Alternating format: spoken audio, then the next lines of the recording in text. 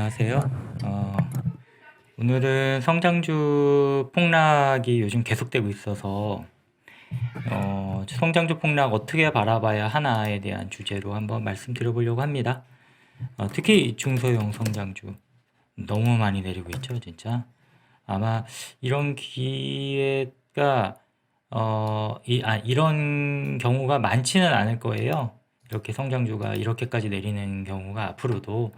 네, 정말 역대급 그런 하락을 보고 있는데 지금 어떤 괴리감이 있어요. 왜냐면 어떤 괴리감이 있냐면은 지수는 괜찮잖아요. 나스닥 지수는 괜찮다. 왜냐면은 대형주가 잘 나가니까. 대형주가 잘 나가다 보니까 이게 나스닥 지수가 어느 정도 잘 이제 버티고 떨어져도 조금밖에 안 떨어지는 것 같지만 우리가 이제 대부분 개인 투자자들이 구글, 페이스북, 아마존, 애플 뭐 이런 거 혹은 뭐 에너지, 뭐 금융, 파이낸스 이런 거 잘 들고 있지 않죠. 대부분 미래가 좀 이렇게 밝은 그런 성장주, 기술주들 이런 거 많이 투자하잖아요. 그래서 개인 투자자들이 투자하고 있는 그런 중형, 뭐 소형 성장주들은 굉장히 안 좋다. 굉장히 안 좋죠, 지금 현재. 그래서 오히려 더 박탈감이나 그런 괴리감이 좀 심할 수 있을 것 같아요. 그래서 이런 상황에서 이 시장을 좀 어떻게 바라보고 우리가 있어야 될까, 그리고 앞으로가 어떻게 될 거라고 예측해야 될까라는 주제를 가지고 한번 좀 얘기를 해보려고 합니다. 어, 이 지금 일단 그 변동성이 장난이 아니죠. 변동성이 정말 장난이 아니에요. 그래서 이 제가 보기에는 그 예전에 저도 이제 그 주식 초보자일 때는요. 어, 연 30% 수익률을 왜 그렇게 어렵다고 하나.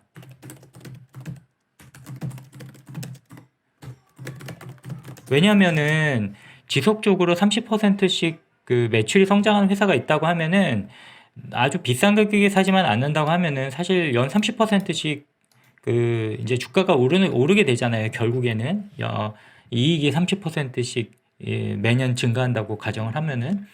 근데 왜 이게 그렇게 어렵다고 하나에 대해서 이번에 좀 저번부터 해서 이제 좀 그 이제 투자 경험이 쌓이면서 좀 느낌이 확실히 오는 것 같아요. 왜 어렵냐면은 결국 변동성 때문에 어렵지 않나라는 생각이 듭니다.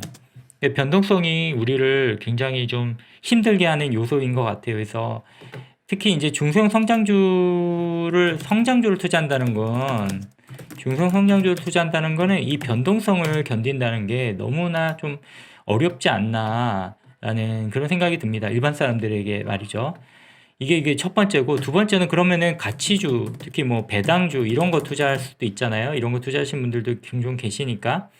이런 거는 또 뭐가 문제냐면 어 그렇게 지루하다고 하더라고요. 그러니까 지루함을 못 견딘다고 합니다. 그래서 이게 참 이런 변동성, 이건 너무 좀 변동성이 커서 힘들고 이쪽은 너무 좀 지루해서 힘들고 그렇다는 거죠. 그래서 이 투자가 이렇게 어려운 이유가 있구나. 그런 것들을 다시금 느꼈습니다.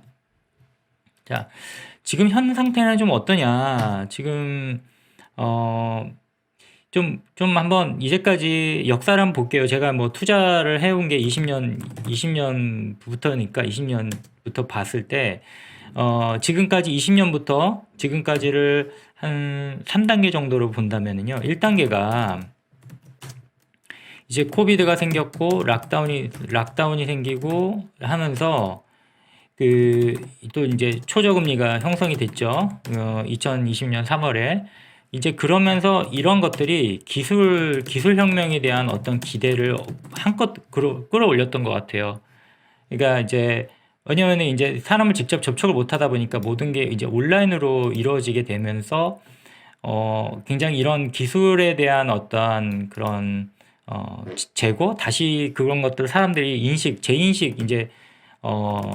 재인식을 하게 된 거죠. 그러면서 엄청나게 올랐습니다. 제가 저번 방송에서도 아크가 사실 저는 아크를 잘 봐요. ARKK 이거를 잘 보는 이유가 중소형 성장주의 어떻게 보면 대표격인 그런 지수라고 할 수 있거든요. 그래서 이걸 보면은 어마어마하게 오릅니다. 20년, 21년 초까지. 이게 한 1단계가 될 것 같아요. 이때는 사실은 예를 들어서 저는 보면은 뭐 금융이라든지 뭐 에너지라든지 이런 거 보면은요.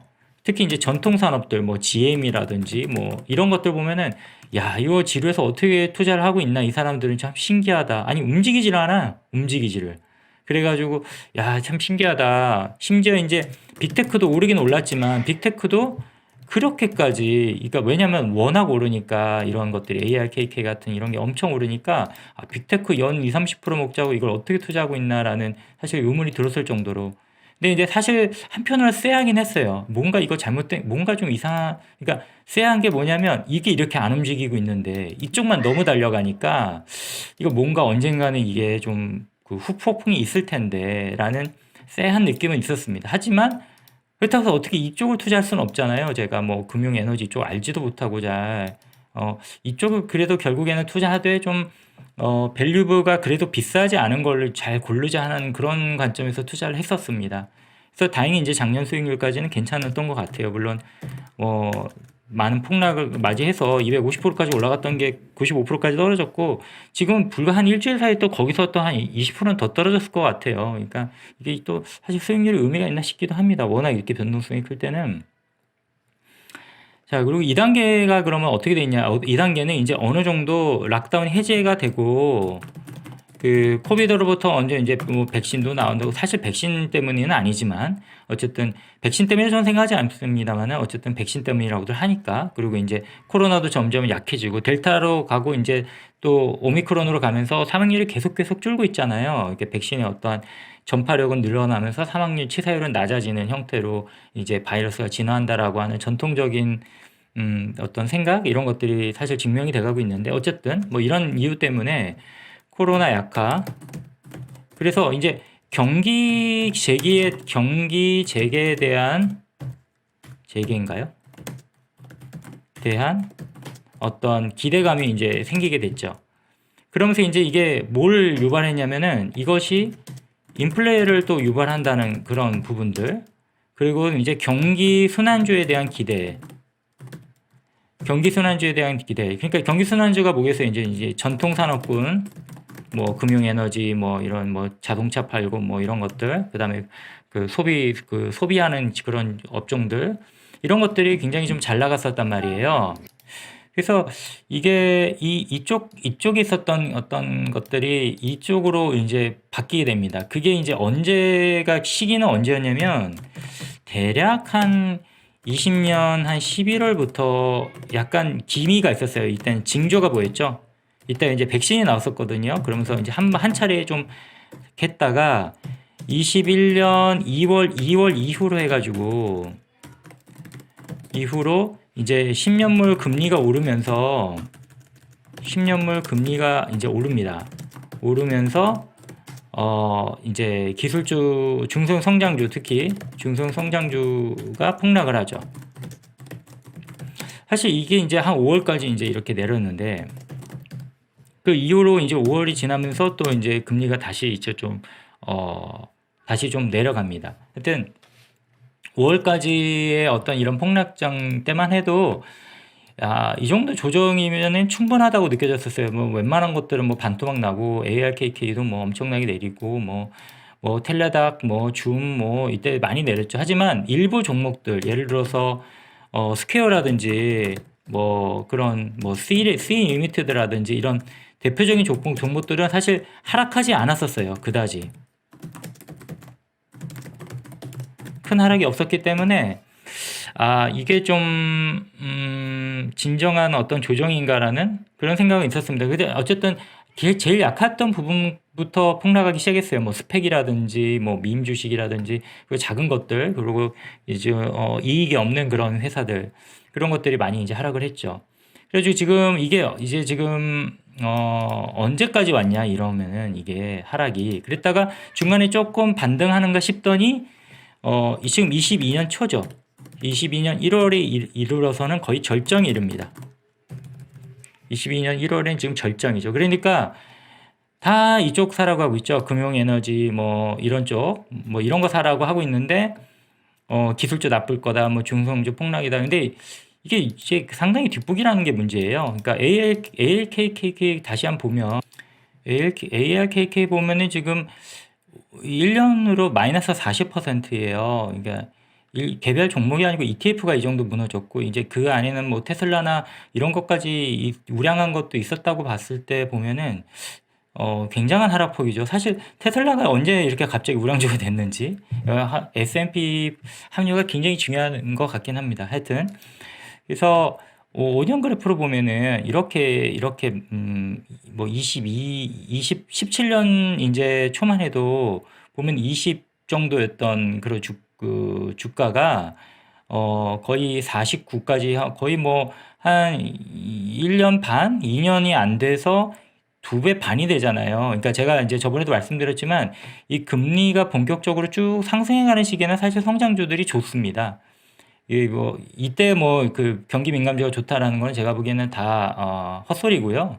근데 이게 이렇게 됐다가 너무 올랐죠. 이게 보시면은 이게 지금 최고점이 그전 최고점이 58이었던 게 156을 갔으니까, 다시 말씀드리지만 이게 지금 정상이죠. 84가. 그러니까 이게 쭉 이렇게 성장을 이렇게 증폭 없이 쭉 왔다고 하면은요, 84 정도가 사실은 이게 정상입니다. 많이 내렸지만은. 하여튼 그래프로만 봐서는 그렇다는 거죠. 저는 그리고 아크에서 투자하는 종목들이 좀 그렇게 좋아 보이진 않더라고요. 근데 하여튼 이 아크 대표적인 거니까 이걸 봤을 때는 이렇게 큰 이런 하락이 이게 지금 이때도 엄청나게 크게 느껴졌었는데 이게 다시 한번 이렇게 3파가 나왔습니다. 1파, 2파, 3파인 셈이죠. 일종의 하락파가 나왔습니다. 자, 그러면 이제 중요한 거는 이제 3단계가 어떻게 될 것이냐. 저는 이제 3단계는 이제 경기가 이제 본격적으로 팍 성장한 다음에 저성장 국면으로 갈 거라고 생각을 합니다. 당연하죠. 그러니까 미국 그 GDP 예상치를 보면은 22년까지는 그래도 어느 정도 성장이 좀 나와줘요. 근데 23년부터는 뭐 인플레도 많이 가라앉을 뿐더러 24년부터는 꽤 저성장 국면으로 접어들더라고요. 근데 주가는 어느 정도 이제 선반영을 하기 때문에 아마 22년 뭐 하반기부터는 23년의 저성장 국면을 어느 정도 이제 반영하지 않을까 싶습니다. 자, 그럼 저성장 국면으로 가면은 과연 이제까지는 한 번은 이렇게 처음에는 이렇게 중소형 기술 혁명에 대한 이런 주식들이 막 날라갔고, 두 번째는 이제 경기 순환주라든지 전통산업, 뭐 금융에너지 이런 것들이 또 좋았다 그러면은 이제는 앞으로 22년 하반기부터는 어떻게 될 것이냐라는 거죠. 저는 어떻게 생각하냐면은 주가라는 게 이제 어떻게 결정되는가. 그거는 결국 수요와 공급이라는 거죠. 자, 이제 수요와 공급이라는 게 크게 보면은 주식 시장의 유동성은 결국에는 이제 이게 수요가 문제죠. 이 수요가 결국에는, 공급은 사실 주식 시장은 큰 차이는 없으니까 수요가 문제인데, 결국에는 이제 돈의 양입니다. 돈의 양이기 때문에 주식으로 가냐 채권으로 가냐의 싸움이에요. 항상 제가 말씀을 드리지만은 주식으로 가냐 채권으로 가냐의 싸움이기 때문에, 이게 10년물 국채금리가 지금 뭐 많이 올랐잖아요. 그래서 1.7% 정도 되는데 1.7%로 돈이 가지는 않는다는 거죠. 왜냐면은 주식의 기대 수익이 아직도 S&P가 PR, 포워드 PR로 21 정도 얘기한다는 건 거의 5%에 가깝다는 거거든요. 근데 이게 물론 이게 위험 자산이긴 하나 1.7로 가기에는 아직은 좀 많이 갭이 크다라는 거죠. 그래서 이게 주식시장이 무너지지 않을 거라고 하는 이유는 제가 보기엔 이거 딱 하나입니다. 이게 가장 중요해요. 채권금리와의 주식과의 어떤 이런 경쟁 관계. 그리고 채권은 채권이라는 거는 다 아시겠지만, 채권은 경기가 좋아져서 금리가 올라가면은 손해죠. 채권을 먼저 산 사람은. 채권이라는 거는, 내가 지금 채권을 산다는 거는 나중에 경기가 안 좋아져서 금리가 내려가야 이익을 보잖아요. 그렇기 때문에 무슨 말이냐면은 채권으로 언제 쏠려가냐 돈이. 채권으로 자금이 쏠려가는 시기는 언제다? 경기가 하락할 때 혹은 이게 예상될 때라는 거죠. 그러니까 이제 주식이 우르르 시장이 무너질 때는요 하나입니다. 뭐냐면 채권으로 자금이 쏠려서 그래요. 그리고 그때는 언제다? 앞으로 경기가 하락할 때가 예상될 때라는 거죠. 그러니까 지금은 아니라는 거죠. 이해가 좀 되시죠? 그러니까 그러니까 결국에는 이걸 어떻게 보면은 이거를 혹자는 장단기 채권 금리 차라고 하고, 이게 장단기 채권 금리가 이제 역전이 됐다는 거는 결국에는 지금의 금리 수준이 지금의 경기를 무너뜨릴 거라는 예상인 거거든요. 한마디로. 그러니까 그렇기 때문에 이런 것들을 이제 보게 됩니다. 하여튼 지금은 아니다. 그러면은 지금은 우르르 무너질 때는 아니고 잘해야 10% 크게는 15%까지 내려가는 수준의 그런 조정을 받아가면서 쭉 성장해가는 그런 국면인 거죠. 자, 이게 크게 보면 그렇고, 그러면은 단기적으로 보면 그 주식 시장 안에서 보면 어떠냐? 안에서 보면 같은 자금이 주시장 안에서도 왔다 갔다 합니다. 그래서 1단계 때는 이쪽으로 돈이 쏠렸죠. 이쪽으로. 그러다가 그래서 LKK 같은 게 막 엄청나게 폭등하고 막 중소성종주 막 날아가고 그랬죠. 막 10배씩 오르고. 근데 2단계 때는 어땠습니까? 자금이 슬슬슬슬 경기순환주, 이제 경기 좋아질 거다. 코로나 끝나고 나면 사람들 만나고 사람들 소비하고 막 얼마나 소비가 많으면은 물량 못 돼가지고 막 그런 물류 대란이 일어나고 막 그랬잖아요, 사실. 그러면서 물가가 막 폭등을 하고 이런 상황 아닙니까? 근데 이런 것들이 피크아웃을 쳤다는 거죠, 어느 정도는. 그러니까 이제 앞으로는 물론 이제 1분기 정도까지는 괜찮겠지만 22년 2분기 정도 이후부터는 이제 기저효과에 따라서 어느 정도는 좀 약화될 가능성이 많습니다. 경기 상승의 어떤 느낌이, 인플레이션도 좀 완화가 될 거고요. 그래서 이제 주식시장 안에서 보면은 이게 가치주냐, 이게 가치주냐, 혹은 이제 이게 전통주라고도 할 수 있죠. 전통 산업에 있는 예를 들어서 코카콜라라든지 GM이라든지 GE라든지 이런 것들 있잖아요. 좀 고루한 몇십 년 된 것들. 그런 것들이랑은 이쪽은 성장주, 기술주라고도 할 수 있겠죠. 이런 시장이라고 하면 이게 결국에는 경쟁 관계라는 거죠. 그리고 이게 더 사실 셉니다. 이게 느낌이 더 살벌해요. 이게. 전체 시장이 다 같이 망가질 때는 왜냐면 왜 살벌하냐면 시장이 다 망가지잖아요. 시장이 망가진다는 거는 시장이 다 같이 망가지면 이제 페드가 들어와서 이걸 살려주겠구나 합니다. 이런 희망이 있어요. 근데 이런 경우에는 지수는 괜찮대요. 저쪽은 잘 달려. 지수가 막 저쪽 다우는 좋은데 이쪽 나스닥이 나쁘고, 나스닥은 좋은데 그 안에서 성장주는 망가지고 있기 때문에 페드가 도와줄 거라는 기대감도 없어요. 그러니까 더 살벌하죠, 사실은. 이 안에서 왔다 갔다 할 때는. 그래서 지금은 어떤 국면이냐면은 제가 보기에는 지금은 마치 저는 21년 초에 중소형 성장주가 달릴 때를 연상케 합니다. 무슨 말이냐면 마지막이 항상 제일 화려하거든요. 마지막에 상승폭이 가장 큽니다. 그러니까 이때가 정말 많이 올랐어요. 2021년 초에 중소형 성장주 들고 계신 분들은 그냥 2배, 3배 엄청났습니다. 그러니까 그리고서 어떻게 됐어요? 2월부터 엄청나게 폭락했죠. 그러니까 이거는 무슨 말이냐면은 지금은 21년 초 중소형 성장주에 달릴 때 달성인, 이건 반대로 현재가 저는 가치주의 마지막을 보는 것 같아요. 혹자는 지금 에너지 파이낸스 이런 거 가져라고 하는 거, 그건 제가 보기엔 개소리고요. 미리미리 얘기해야지.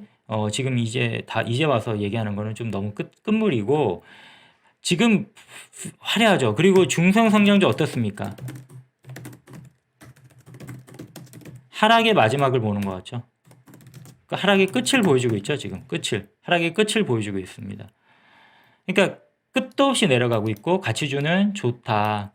여기에서 생각하는 박탈감과 두려움이 굉장히 크다라는 겁니다. 그럼 이게 결국에는 이제 아까 제가 말씀드린 대로 3단계로 가면은 저는 이게 22년 한 하반기, 저번 영상에서도 말씀드렸지만 이제 하반기 이제 금리 인상이 실제 시작되고 나서, 예, 그러니까 22년 하반기 금리 인상 시작이 실제 시작되고 나서 이제 중성 성장주가 다시금 올라갈 거라고 봅니다. 왜냐하면 그때는 이제 경기가 이제 저성장, 어느 정도의 저성장 국면으로 들어가면 전통산업군의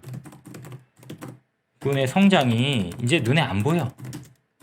다시 원상태 회귀해요. 그럼 뭐 전 아시겠지만 전통산업 쪽은 어떤 거는 막 그 성장률이 마이너스인 것도 있고, 잘해야 뭐 2%, 3%, 아주 크면 7%, 5%, 한 자릿수란 말이에요. 이런 것들에 돈이 안 갈 거라는 거죠. 지금은요, 에너지, 뭐 이런 철강, 뭐 이런 그냥 전통산업군 쪽이 매출이 막 이익이 50%, 60%씩 느는 시기예요. 그러니까 그쪽으로 돈이 쏠리죠. 결국 주식은 실적이거든요. 결국에는 기업이 이익이고. 그렇기 때문에 지금 그렇지만은 결국엔 어떻게 된다? 22년 하반기 이후가 되면은 계속 경기가 이렇게 좋을 것이냐? 절대 아니에요. 절대. 그러면은 뭐가 돼요? 그때는 성장하는 것들이 결국에는 기술 혁신에 의한, 그러니까 결국에는 그 경기와 크게 상관없이 성장하는 성장주로의 이동이 있을 것이라는 거죠. 그러니까 예를 들어서 뭐 구글 생각해 보시면, 구글, 그리고 뭐 아마존, 뭐 페이스북, 애플, 또 뭐가 있죠? 그리고 뭐 마이크로소프트, 이런 것들이 경기가 나쁘다고 해서 성장을 안 한 적은 없거든요. 물론 약간은 꺾입니다. 뭐 25% 성장할 게 20% 된다든지 하는 식으로는 좀 영향은 받겠죠. 물론. 하지만 다른 것들처럼 그렇게 영향을 받지는 않는다는 거죠. 계속 간다는 거죠. 얘네들은 기술 혁신에 의해서. 예. 그렇기 때문에 뭐 업스타트 같은 것도 마찬가지죠. 업스타트도 예를 들어서요. 이게 뭐 경기 꺾인다고 업스타트가 실적이 꺾일까요? 그러니까 이런 기술주들은 상관이 없다는 거예요. 그래서 22년 하반기 이후가 되면요, 중성 성장주들이 시기가 올 것입니다. 이거는 뭐 세상 확실한 건 없죠. 다만 그냥 저희의 예상이에요. 저희 예상이고, 이런 생각을 하면서 좀 이렇게 달래면 되지 않을까.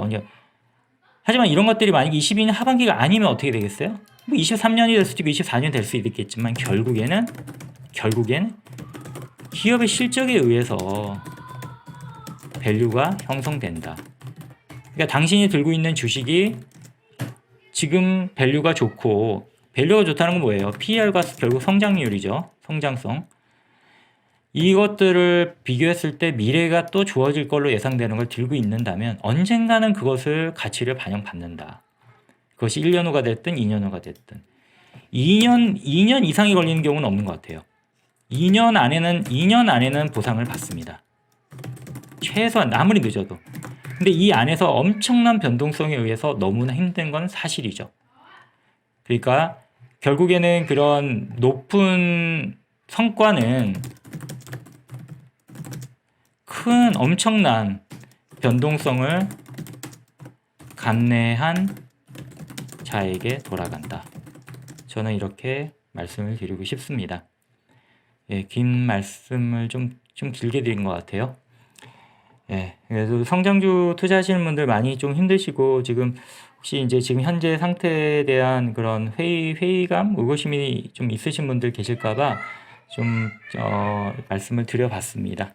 네, 오늘 또 좋은 주말 되시고요. 제가 찍은 건 토요일이다 보니까 언제 올라갈지 모르겠지만, 네, 시청해 주셔서 감사합니다.